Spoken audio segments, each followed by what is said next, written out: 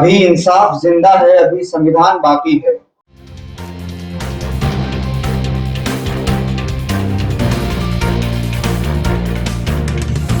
झूठ से दूर, खबरों से भरपूर।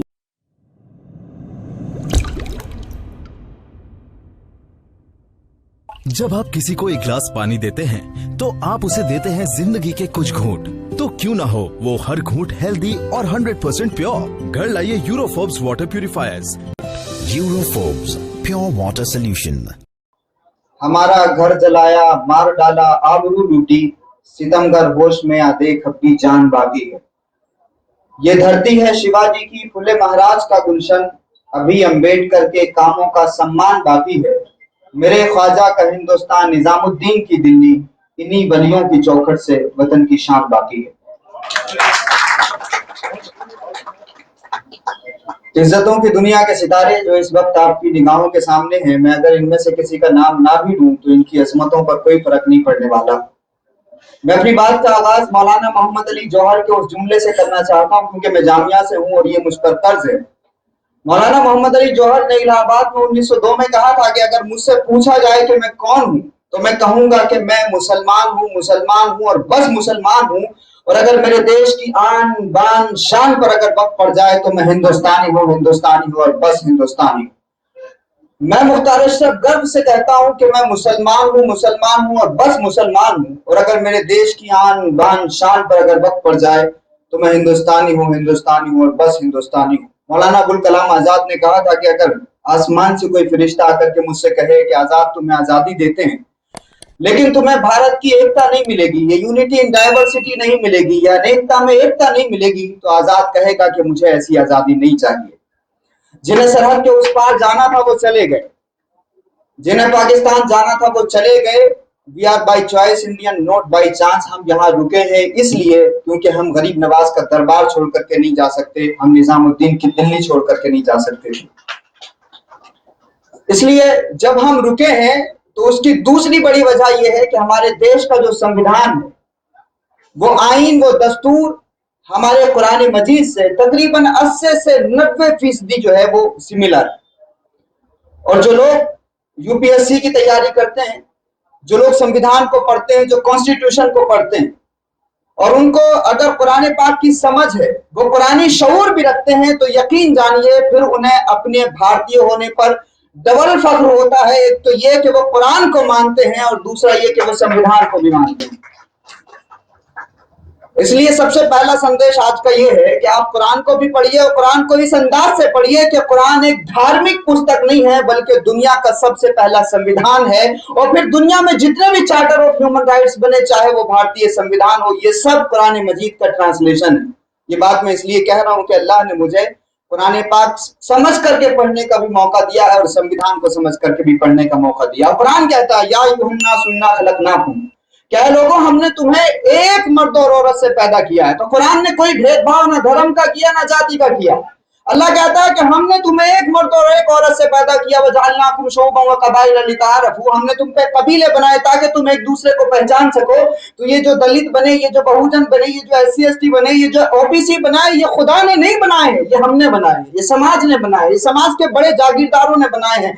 तो कुरान ये कहता है कि हमने फिरके नहीं बनाए हैं, हमने कबीले नहीं, हमने जो है जातियां नहीं बनाई हैं, बल्कि हमने एक मर्द और एक औरत से पैदा करके दुनिया को ये बताया है कि तुम दुनिया के जितने भी इंसान हो एक खुदा के बंदे हो और एक ही इंसान से पैदा किए हुए लोग। यही बात हमारा संविधान कहता है। संविधान का पहला सेंटेंस कहता है, we the people of India, हम भारत के लोग।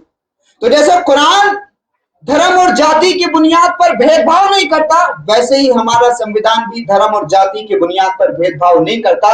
इस देश को पसंद करने की वजह यह थी कि हमारे संविधान में इस बात की इजाजत थी कि हम अपने कुरान पर भी अमल कर सकते थे और अपने संविधान को भी मान सकते थे और दोनों में कोई टकराव नहीं।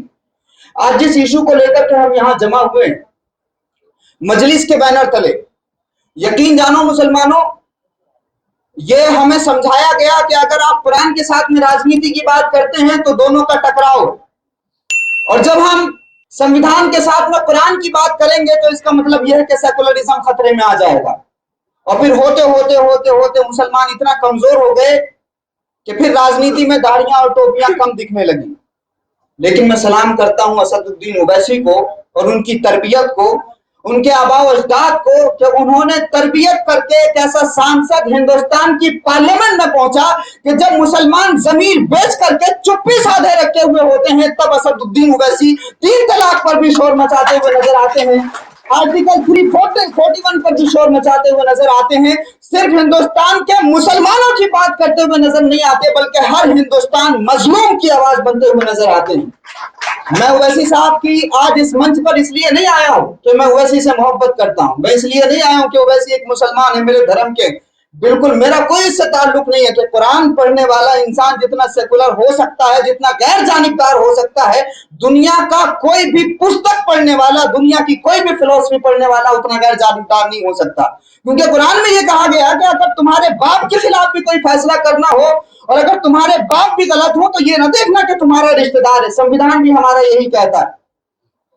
تو میں اس لیے اس منچ پر نہیں آیا ہوں کہ اویسی صاحب کی داڑھی سے پربھاوت ہوں، اویسی صاحب کے اللہ اکبر سے پربھاوت ہوں، میں اویسی صاحب کے منچ پر اس لیے کھڑے ہو کر کے پوری طاقت، پوری ہمت اور پوری جرات سے بول رہا ہوں کہ اویسی ایک مظلوم کی آواز ہے، اویسی ایک پچھڑے کی آواز ہے، اویسی ایک دلت کی آواز ہے، اور یہ کام کوئی عام لوگوں کا نہیں، یہ کام ریپ کرنے والوں کا نہیں ہے، یہ کام اتیاچار کرنے والوں کا نہیں ہے، یہ کام گلیوں نالیوں کا پیسہ کھا کر کے سنویدھان کی کرسیوں پر بیٹھنے والے لوگوں کا کام نہیں ہے، معاف کیجئے گا۔ قرآن میں یہ بات کہی گئی، لَقَدْ أَرْسَلْنَا رُسُلَنَا بِالْبَيِّنَاتِ وَأَنزَلْنَا مَعَهُمُ الْكِتَابَ وَالْمِيزَانَ لِيَقُومَ النَّاسُ بِالْقِسْطِ۔ اللہ کہتا ہے کہ ہم نے اپنے نبیوں کو اس لیے بھیجا ہے کتابیں دے کر کے، واضح دلیل لے کر کے، تاکہ انصاف قائم ہو جائے۔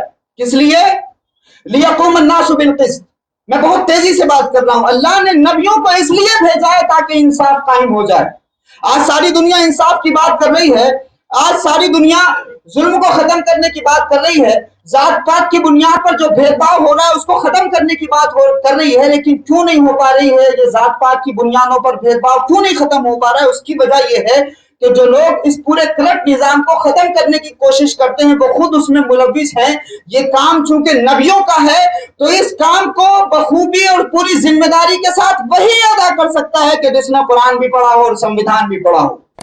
تو اس لیے ذات پات پر مبنی جو بھی نظام ہے ہمارے ہندوستان میں، ہم دیکھتے ہیں کہ ہماری جو قریبی آبادیاں، ہماری پڑوس میں رہنے والے جو کمزور طبقے کے لوگ ہیں، ان کو وہ ادھیکار نہیں مل پا رہے جو ان کو سنویدھان نے دیے ہیں، ان کو وہ حقوق نہیں مل پا رہے جو ہمارے دستور نے دیے ہیں۔ اس لیے ہماری ذمہ داری بنتی ہے کہ ہم اویسی صاحب کے ساتھ میں کھڑے ہو کر کے یہ جو ہمارے ارد گرد اندھیرا ہے اس اندھیرے کو روشنی میں بدلنے کی کوشش کریں، کیونکہ یہ بات بہت سچی ہے کہ اندھیرا بہت، اب سورج نکلنا چاہیے، جیسے بھی ہو یہ موسم بدلنا چاہیے، جو چہرے روز بدلتے ہیں نقابوں کی طرح اب جنازہ دھوم سے ان کا نکلنا چاہیے۔